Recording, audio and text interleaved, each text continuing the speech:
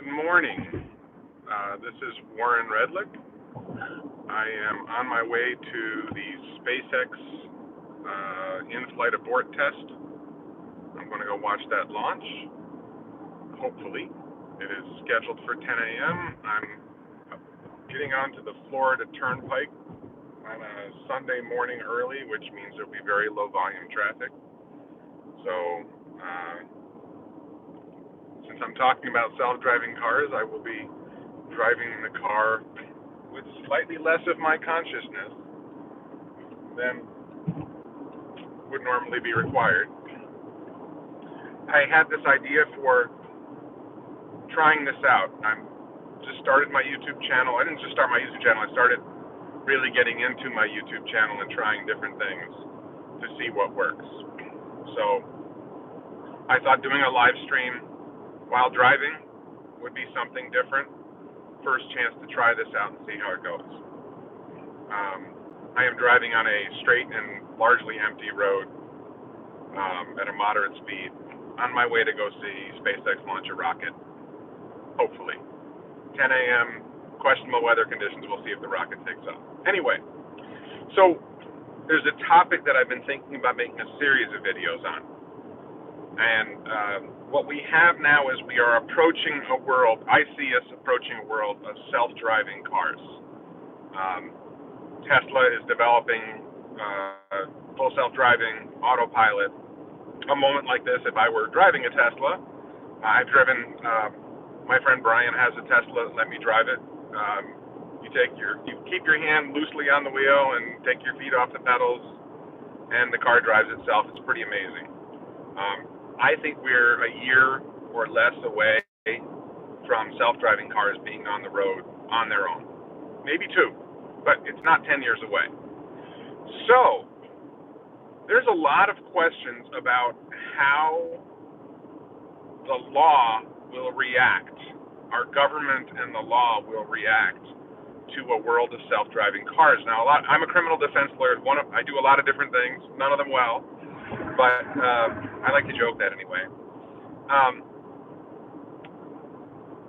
One of the things that a lot of people don't know about criminal law is that traffic stops are extremely important in criminal cases. I'm here driving right now in Palm Beach County, Florida. 1/3 of the criminal cases in Palm Beach County are for driving under suspension. That is what I was told at an event. The state attorney for Palm Beach County was speaking to an audience, said that fully 1/3 of the cases they deal with are driving under suspension. Just one driving offense is responsible for 1/3 of the criminal cases in Palm Beach County, Florida. And it's probably similar in Miami-Dade County, might be worse, Broward County. And generally speaking, across the United States, that is a very common criminal case. I think it's worse in Florida than it is in, say, upstate New York, where I'm from. But regardless, it's a big example.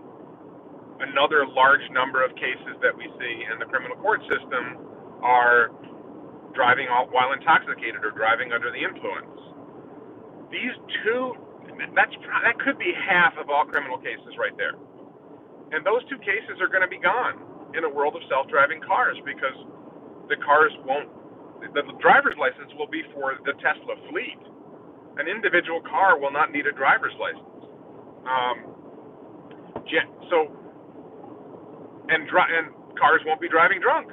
You know, I suppose there's a question I could see a response from government that a sober person still needs to be in the car.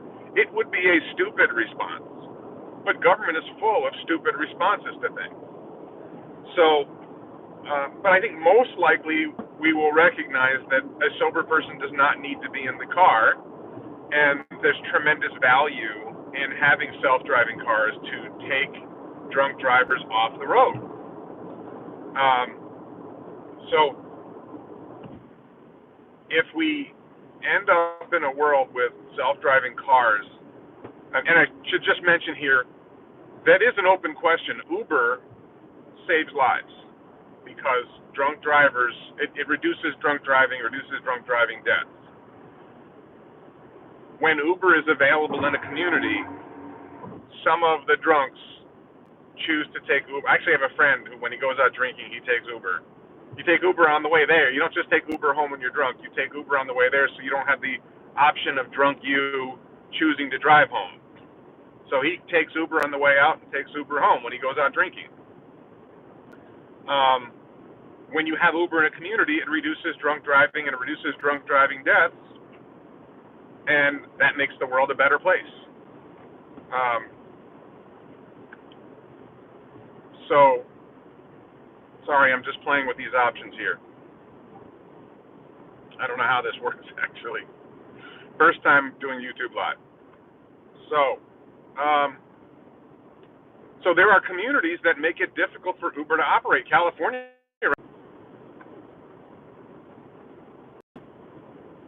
How are we doing? Are we there? We're relying on the Florida Turnpike's cell phone network, which should be fantastic. Not crowded, should be excellent, but of course there's going to be glitches. So, Monroe County, Florida, last I checked, did not allow Uber, which means you're going to have more drunk driving deaths in the Florida Keys. Stupid, but it's the way it is. Broward County, Florida, resisted Uber for a long time. The government tries to overregulate Uber. When we know Uber is safer and makes people safer, government still interferes. So don't expect government to be brilliant all the time or do the right thing all the time. So one example of this is what's going to happen with the criminal law. And I should say beyond driving under suspension, beyond driving while intoxicated, we have all the traffic tickets. Palm Beach County, Florida has 15,000 traffic cases a month in the court system. 15,000 cases a month. Population is about 1.3 million people. Excuse me. So there's another huge volume of court cases that don't need to happen. We have all kinds of other driving offenses, but let's take a step beyond driving offenses. You know, reckless driving, so on and so forth. What about other criminal cases? Another thing that most people probably don't know is failing to stop at a stop sign, failing to come to a complete stop at a stop sign, for speeding, smell marijuana, they smell alcohol, they have a conversation with the driver and realize there's a warrant.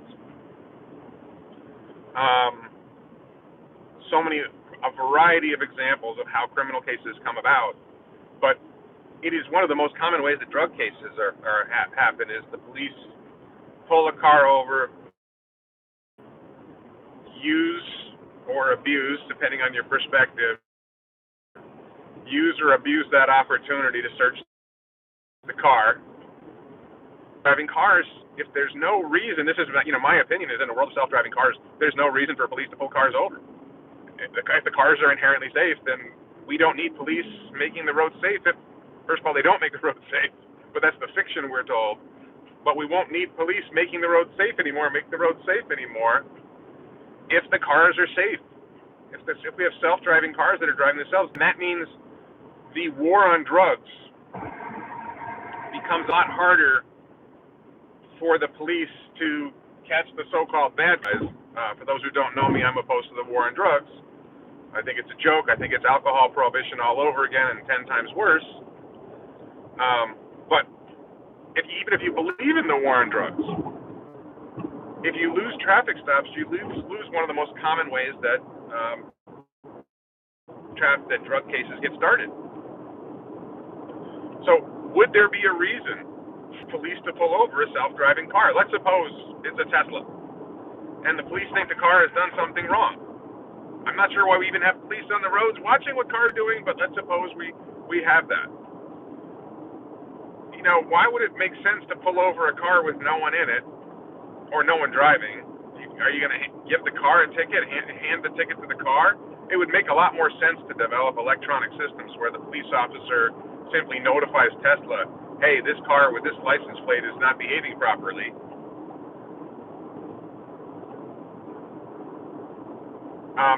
Thank you for your comment, Jack. I'm going to come to that question about liability and personal injury. That's one of the topics I want to talk about. But I'm still on the criminal case situation of police traffic stops, because I think this is the thing that almost everyone relates to the concept of a police traffic stop. Most adults at some point in their life have either pulled over or been in a car that's pulled over, and it's usually not a pleasant experience. And to me, just like not having to go to a gas station because you have an electric vehicle that you charge in your garage, not having to worry about getting pulled over is just another load that's lifted off our lives. And another step here, I'm going to go off on a tangent. Instead of your tangent, Jack, I'm sorry. I'm going to go on a different tangent. There's no DMV anymore. Drivers aren't going to bother getting licensed. I already, it's my opinion. I have a 14-year-old. It's my opinion, one my wife doesn't share, and therefore I lose by a vote of 1-0.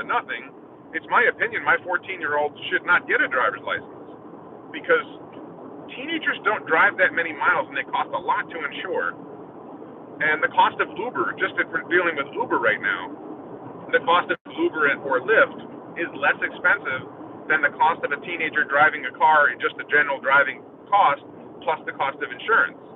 So if your kid drives 1,000 miles but jacks up your insurance rates $4,000 a year, well, that doesn't make sense. You take Uber, it's about $2 a mile. If we get to a world of self-driving cars, which I think robo-taxi network is 2 years away, maybe 3 years away, then my teenager will be able to take the robo-taxi network. It will be safer than my teenager driving or any other teenager driving, and it will cost less than a teenager driving. So we eliminate DMV. Let me turn to Jack's question. Jack commented about manufacturer liability, that what if there's a glitch in the software and it causes a lot of accidents? Well, that's a risk. We already have lots of glitches in human software that cause thousands of accidents. We have literally over 1 million people a year die worldwide from car accidents. So the fact that a self-driving car will get in an accident, that there might be some glitch in the software that causes more than a few accidents, one would hope the software would catch, hey, there's been a bunch of accidents, let's go back to the previous version. One would hope that happens quickly. I can't say it won't happen, but if it does happen, well, Tesla's a multi-billion-dollar company, and there's plenty of money there, and Tesla could buy, it's the equivalent of umbrella insurance. It's called reinsurance. Tesla could buy some big insurance policy to cover the highly unlikely circumstance that they experience a loss that's greater than what they can afford to cover. And I think, but getting to your larger question, so I've also handled personal injury cases. I consider myself an ethical personal injury attorney. I don't make up claims. I don't send people to doctors who manufacture injuries and exaggerate. I help clients who are genuinely hurt when it's someone else's fault, genuinely. I can't say I've been perfect in every case, but that's my approach.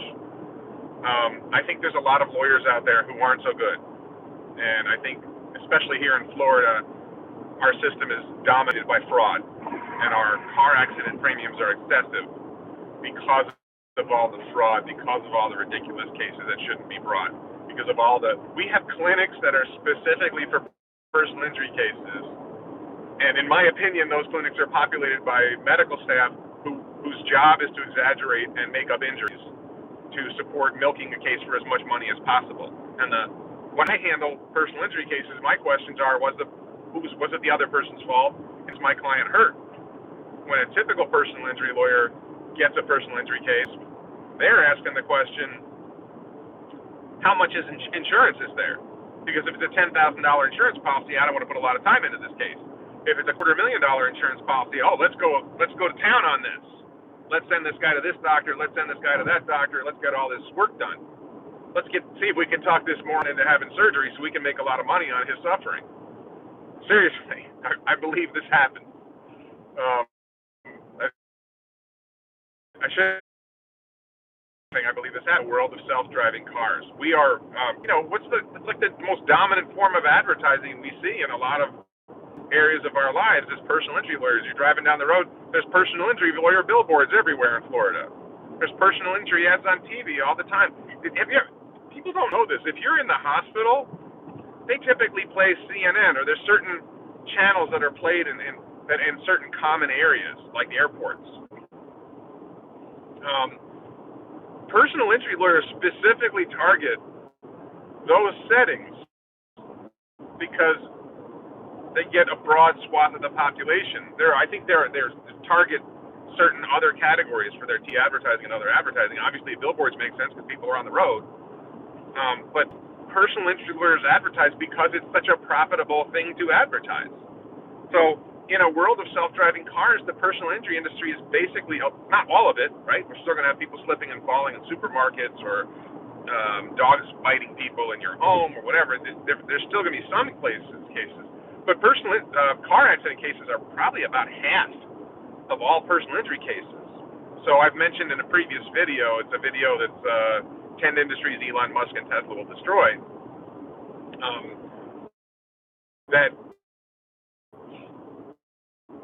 So there's a lot of different issues. I think the criminal issue is the biggest issue. Another one is, okay, no DMV. That's a lot of jobs lost. Are politicians going to be okay with closing DMVs even though there's no reason for DMVs to exist anymore? We won't need vehicle registration anymore because Tesla will just register its fleet, and whatever other self-driving fleets emerge, they'll register the fleet. Why would you need to register an individual car? Or if you do, you register them in mass. You don't register them one at a time. See if I can. There we go. So there's a whole set of government agencies in each state that will become unnecessary. The insurance agencies, insurance is going to get killed. The whole idea of, car insurance, you're not going to need your own car insurance. You're going to be riding, if you own your own Tesla, Tesla's responsible for what happens when the car causes an accident, if the car causes an accident. So why would bother to have car insurance anymore? Especially once the steering wheel's gone and you're not even capable of driving the car. So we have every state has an insurance agency that regulates insurance, and the whole section that regulates car insurance will become unnecessary. So a lot of government jobs become unnecessary, and so this is one of the other issues that I think I'll be talking. My plan is to do a series of interviews I have a criminal defense lawyer. I have a lot of criminal defense lawyer friends, so I'm probably going to interview a criminal defense lawyer. I'm hoping to interview a prosecutor, maybe a retired police officer. Active duty police officers often aren't free to talk about these topics. But talk to a retired police officer, a lot of retired cop friends. And, maybe find somebody who I don't already know, talk to them. But I've already talked to one of my neighbors is a state representative in Florida, and I know other elected officials. Talk to some elected officials. How do you see this playing out? What happens? And what happens to all the taxes? We're already going to see an impact on the gasoline tax. All the revenue that's generated by driver's license fees, by registration fees, by taxes on insurance, because I don't know if there's taxes on insurance, but there probably is. There's a lot of revenue that government is going to lose and a lot of jobs that will become unnecessary, but governments are particularly bad at eliminating unnecessary jobs. You run your own company, it's your own money, or you're a shareholder in a company and there's a corporation running it. At a certain level, you get rid of unnecessary jobs because they cut into what the CEO makes or what the owner makes. But when you're a government, you're just charging the taxpayers for that. You don't get paid more if jobs are eliminated. You might even lose your job as a head of a government if you eliminate jobs. That could hurt your chances of getting reelected or hurt your chances of getting, continuing in your job. So how will government react to a world of self-driving cars? Governments don't often react well to change. So I think that's a really interesting topic that I will be talking about in a future interview or future interviews. We even have a congressman who lives around the corner from us, but I don't think he likes me very much. So I don't think I'm going to talk him into an interview, but we'll see. We'll take a shot at it. So I want to go back to the first topic, which is traffic stops. I think this is the biggest impact. I think jobs that won't be necessary, a large amount of their time on the road pulling over cars.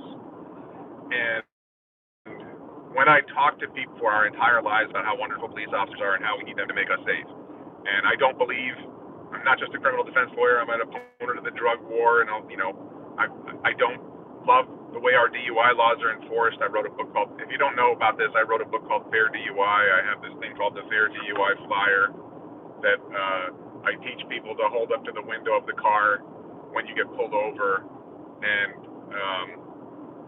not to talk to police. Not because all police are bad. I think most police are good, or at least a lot of police are good. But there's a lot of bad cops, and there's also a lot of dumb cops. And a lot of bad things happen when police pull people over, even when the driver or the people in the car haven't done anything. And everyone seems to think that the police only pull over and arrest guilty people, and the reality is that police make a lot of mistakes, and a lot of bad things happen when police make mistakes. So in my mind, if we could get to a world where we have fewer police, while that's bad for police who are working and want the jobs, it's better for society because it means we have less crime, we have less death on the roads, we have less car accidents, and means we are safer. And this is another thing, people don't realize this. We are a lot safer. Car accident rates are down by half. Thank you, Alejandro. I don't know what to do about that. It may be a signal problem. Alejandro says we have poor video and sound quality. I'm relying on the cell phone network. As far as I can tell, it's working fine. I can't know that until I look at the video later. As far as I can tell, it's working, and you're the first person to comment that, so it could be your connection rather than mine, although we'll see. So I think it's a wonderful thing if we get to a world of self-driving cars and we don't need as many police officers. But not just politicians, but the average voter thinks, no, we need more police. We have all these problems. And anytime there's a news story, terrible, the world is getting worse, when the world is actually getting better. The car crash rate is down 50%. The murder rate is down 50%. We are all much safer than we used to be. And it's not because we have police. Thank you, Stephen. Stephen says the signal is spotty but good enough.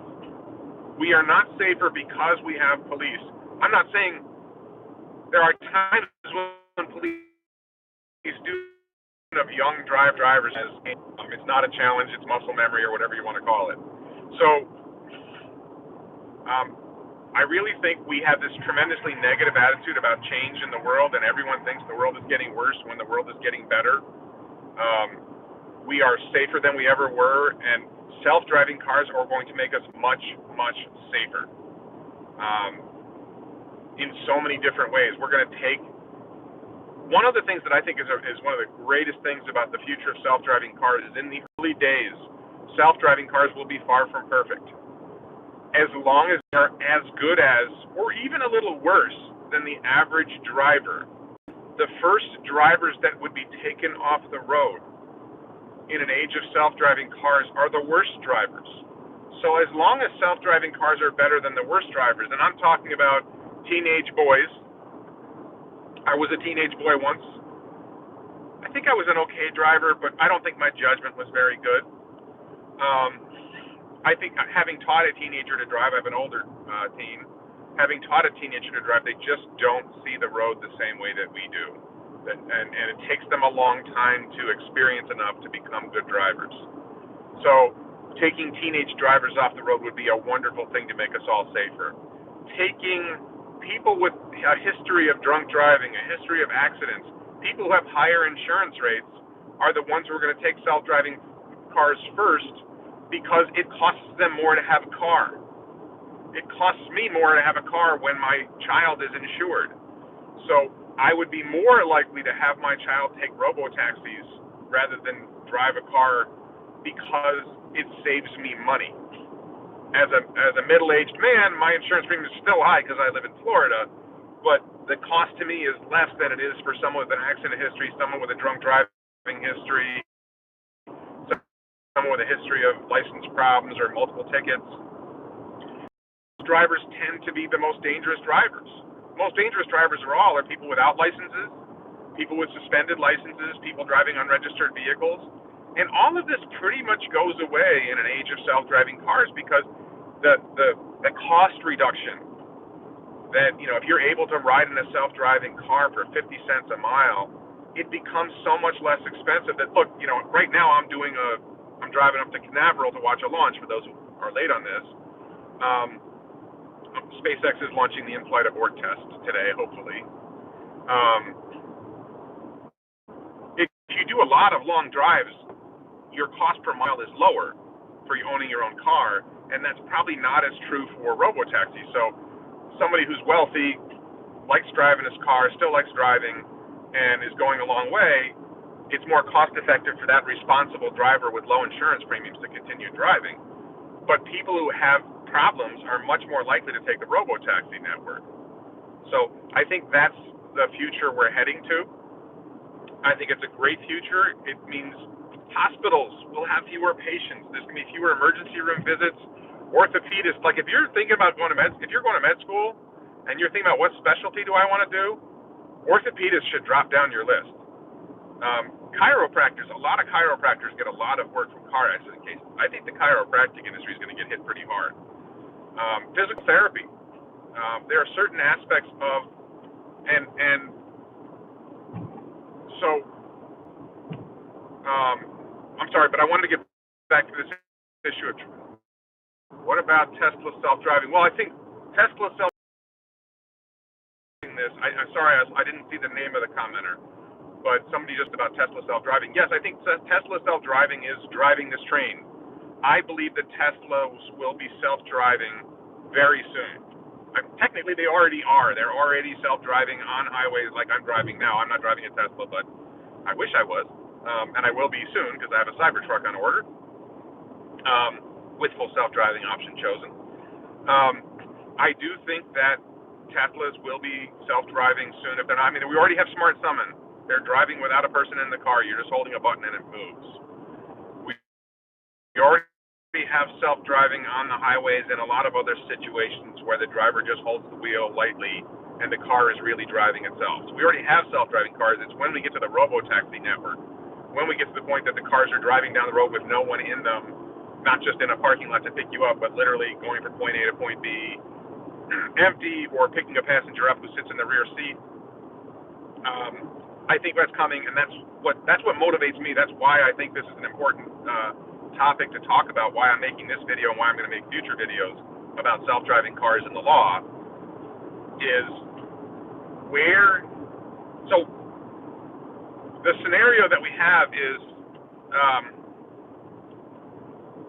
self-driving cars are going down the road and a police officer sees a self-driving car and decides it's doing something wrong. Should a police officer pull that self-driving car over? I'm pretty confident that Tesla will write the software so that the car will pull over when it sees flashing lights behind it. I think they can work that out, if that's what's necessary. But to me, it's sort of nonsensical. There's no real reason for a traffic stop. If the police officer thinks the Tesla is driving improperly, he takes the plate down, radios it in, or has a computer where he can. What should happen is Tesla should create an online system where police can notify them, hey, this car is driving improperly.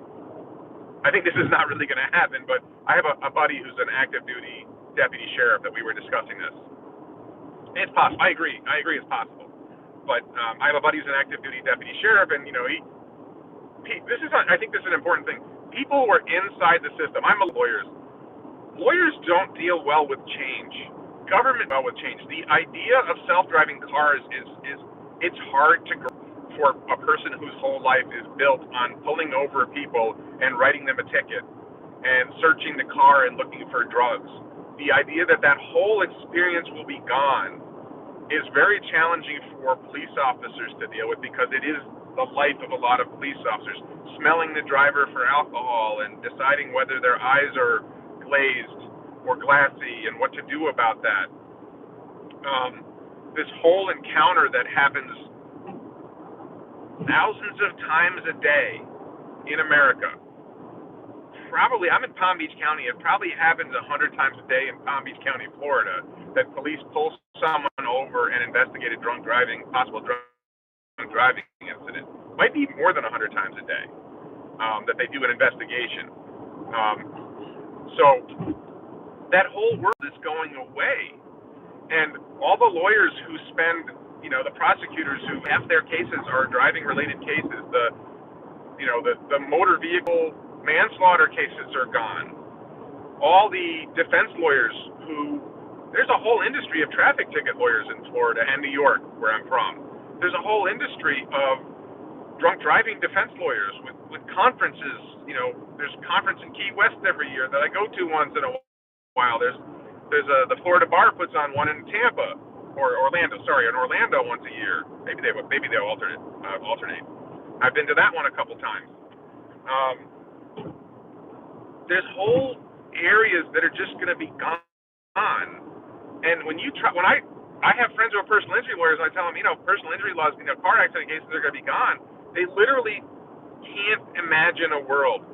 If you ever watch the Simpsons episode, I don't think I can edit this later. There's this one Simpsons episode where somebody talks about, can you imagine a world without lawyers? And the lawyer Lionel Hutz imagines people dancing happily in fields of flowers.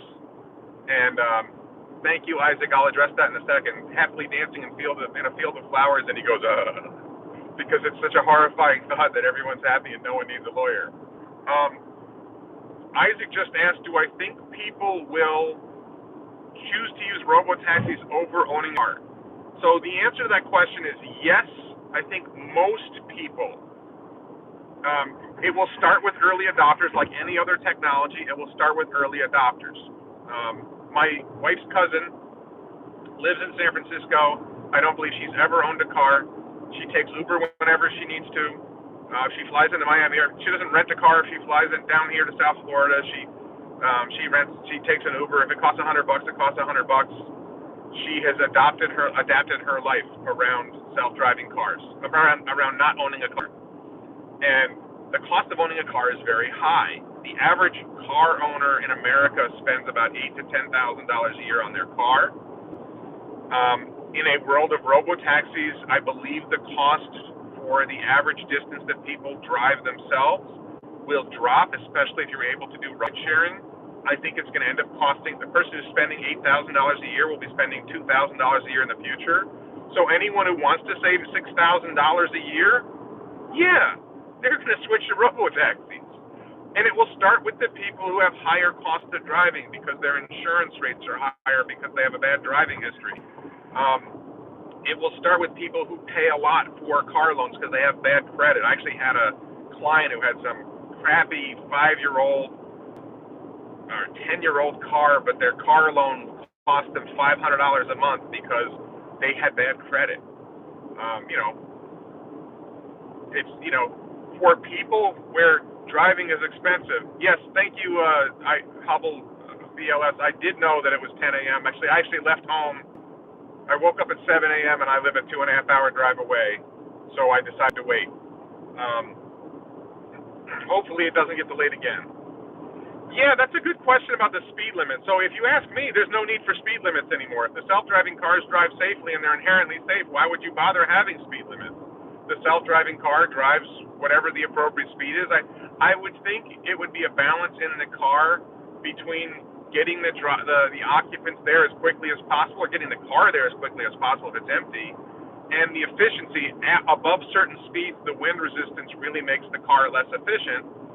So you're going to get to the point where, well,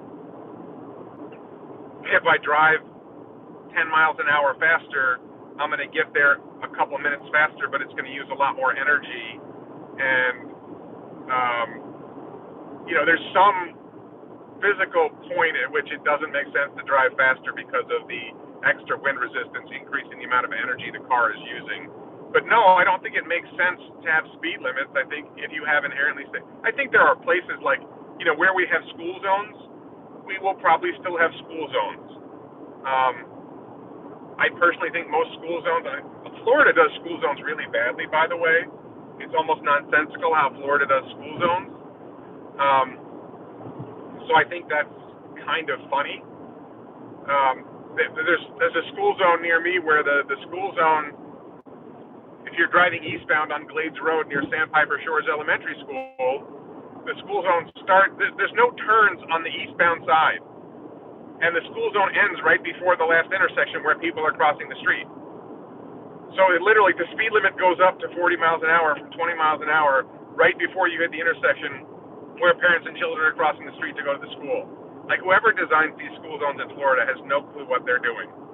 I have this theory, I'm sorry going off on a tangent here, but I have this theory that in order to become a traffic engineer to design roads in Florida, you have to have at least one felony conviction and some kind of substance abuse problem and an IQ below 100. Because, there's plenty of good roads. I'm not really being fair. But if you've ever driven in Miami, if you've ever driven in Tampa, there's a lot of really poor road design in Florida, which is amazing because everything's straight and flat. How can you get stuff wrong here? Just like how can people drive so badly in a place where everything's straight and flat? Anyway, I want to get back to this traffic stop question. So a police officer sees a self-driving car that's driving improperly. What is he supposed to do? Sorry, Sam, I don't get that. I love what you say. Can we what? Maybe your comment got cut off. What is a police officer supposed to do with a self-driving car? I mean, he can't physically hand it a ticket. He can't ask it questions. There's no point in seeing whether the driver has had alcohol because there's no driver. Can we talk community together? I'm not sure what you mean. Be an effort to prop up road markings and traffic signs when the percentage of autonomous vehicles would be. I think that's a really interesting question about what happens to road signs. I haven't thought about that one yet, so I don't want to talk about it. That one's. I love that question. I think the question is what happens when there are no longer human drivers at all, which I think is a way down the road. I mean, I think the robo-taxi network is only 2-3 years away, but converting the entire fleet to self-driving cars is 10 to 20 years away at least, and then there's going to be people who still want to drive there. It's actually the interesting question is when self-driving cars become 1,000 times safer than the best human driver, does there come a point where we don't let humans drive anymore? That's an interesting question. Sama, my email address should be easy to find if you Google my name. If you want to send me an email, then I'd be happy to communicate with you. It's wredlick@gmail.com. But if you just Google Warren Redlick email, my email's public. Also Warren@westbocanews.com if you don't find the other one. And even my cell phone number. Don't call me now because I'm on a live stream, but my cell phone number is available to the public, and you can email me or call me or text me. Be aware that I get a lot of junk phone calls, which probably is another video I should make about robocalls. I get a lot of junk phone calls, so I'm very suspicious about strange area codes. But I think the easiest thing is just to email me. Or connect with me on LinkedIn, and when you connect with me on LinkedIn, include a note saying, "Hey Warren, I was watching your video, I wanted to chat." Somebody who's watching my YouTube videos is somebody I want to connect with on LinkedIn. So, what does a police officer do in a traffic stop? What is even the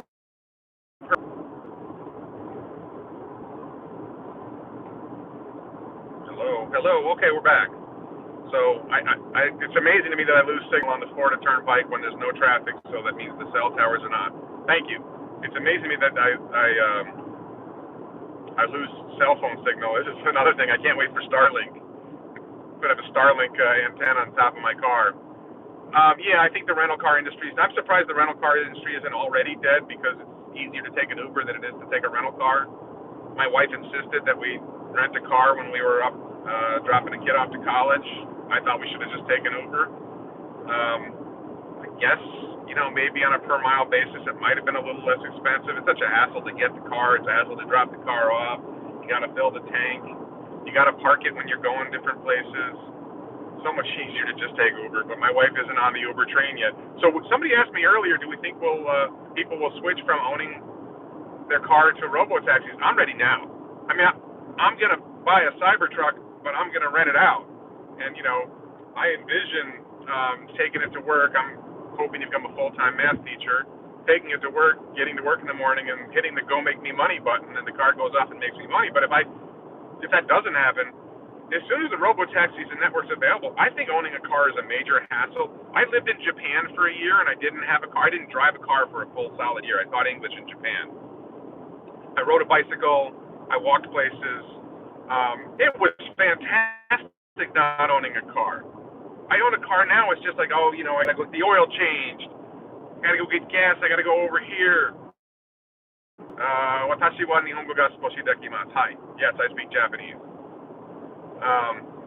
Thank you. So, I think people will adopt self-driving cars. It'll be early adopters first. Once a few people are doing it, and people are bragging about how much money they're saving. Other people who are stressed. Look, I'm stressed financially a lot. My financial problems are great financial problems to have compared to most people in the world. I'm worried about, are we going to have enough money for retirement? Do we have enough money for retirement now, or will we have enough money for retirement in, say, 10, 20 years, where other people are worried about making the next rent payment, right? I'm not worried about the next rent payment. We have to move money to make the next mortgage payment, but we have the money. There are people who don't, have issues making their mortgage payment, making their next rent payment. We just went out and spent a ridiculous amount of money on hamburgers and milkshakes last night. A lot of people can't just go out and spend $50 a couple on milkshakes and hamburgers. So, my financial problems are not the same problem. But I still worry about money. If I was able to save $5,000 a year on cars, I would jump at that. And we have 2 cars. I don't know if my wife's going to adopt the Robo-Taxi network, but I'm in. My wife adopts the Robo-Taxi network. We save $10,000 a year. Ballpark. Maybe it's $8,000 a year. Maybe it's $7,000 a year. Maybe it's $12,000 a year. I'm ready to save money.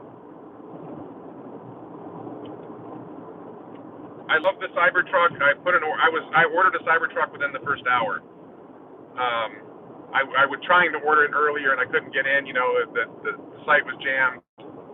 I don't think it's $20K a year. I think it's $30 or $40K a year. I think Cybertruck. Sorry, we're going off on a tangent, but somebody's asking about Cybertruck as a robo-taxi. I think Cybertruck is the ideal robo-taxi for things like taking a family to the airport because of luggage, taking people to cruise. We have 3 cruise ports within an hour or 2 of our home. So, taking kids to college. If my friend's kid goes to Florida State, Tallahassee, our friends who go to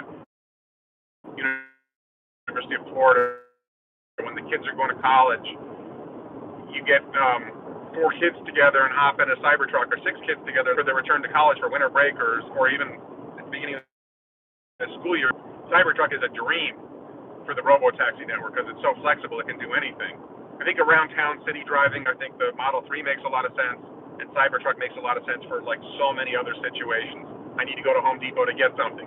Throw whatever you bought on the back of the Cybertruck. It's fantastic. So I think Cybertruck will be the premium vehicle on the Robo-Taxi, along with Model S and Model X. But I just don't think the volume of that. Yeah, Stephen, I think that's the question I was talking about earlier. How long till human drivers are banned? First, we have to replace the network, Stephen. We have to have enough self-driving cars that we're able to replace all the cars that are currently driven. And they're still building. They're going to keep building gas cars. So we're going to need hundreds of millions of self-driving cars. If you watch one of my earlier videos, I think the average self-driving car may replace 5 gas cars. But we're still going to need tens of millions of self-driving cars, and it's going to take, so far it's only Tesla. It's going to take Tesla at least 10 years, maybe 20 years to build that number of cars. Hopefully other car manufacturers get on board and it happens a little sooner.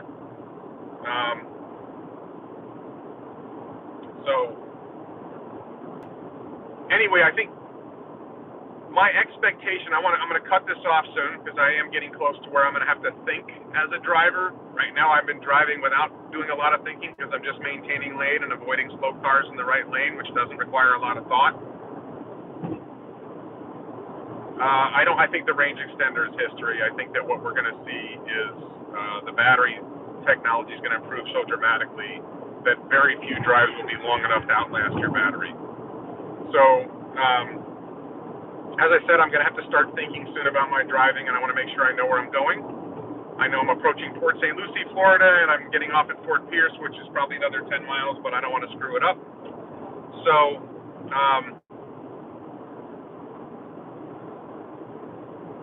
my next video on this topic, I'm hoping to interview people who are interested in traffic stops. I'm a part of a movement where we look for government accountability, including videoing police when they're in the field. That shining that light on what police are doing, shining a light on what government officials are doing in their other duties, makes our country better, makes our government better, because when they're held accountable, they're more likely to behave better. So I have friends who are in the police accountability movement who video police, or they get public records and they video the public records process. Thank you. Yes, please give us a thumbs up if you can. So I'm going to interview somebody, at least one person from the police accountability movement, to see what they think about what happens in a world of self-driving cars. I'm going to interview government officials to talk about what they think about a future of self-driving cars, retired police officers, defense lawyers. I think I know somebody who's a defense lawyer who would be willing to do it. Yes, I'm very excited about Battery Investor Day too. I don't know if I'm going to be able to get a prosecutor or a judge to talk to me. I have a friend who is the sheriff of a small county in upstate New York. He's a former judge and a former police officer, and a former prosecutor, so he's sort of my dream. And he's also kind of an entertaining guy, so I think he would be a really good interview. I think he'd be willing to do it. It's partly whether I can get the time from him and how we arrange it, because he's far away, and I don't know that I'm going to go up there for that. He's not going to come down here for that. So whether we can do it by Skype or something like that, and how I put that on YouTube, I haven't figured out yet. I'll probably figure that out, and he'll probably do it. So a series of interviews about what happens to the traffic stop, what happens to the criminal law, what happens in our criminal courts, and maybe also what happens in the personal injury system, and how does government react to the loss of revenue, the change in revenue streams, what jobs get eliminated, how do we do that? That's all coming. So thank you all very much for watching. I'm glad we did this. I'm going to see how this video performs overall. Once the live stream is over, we'll see if people actually watch this video. It's not much effort for me to make the video because I'm driving a car, I'm going somewhere anyway, and I'm talking, and I like talking. So it's easy for me to do, but I don't want to make videos that people don't watch. So thank you very much for watching live, and I hope for those of you who are watching afterwards that you enjoy this video. And please post comments, and I will look at the comments later. I'm going to go watch the in-flight abort test, and I will look at this video later today and see how it did, and I will be responding to comments this afternoon or this evening. Thanks very much for watching.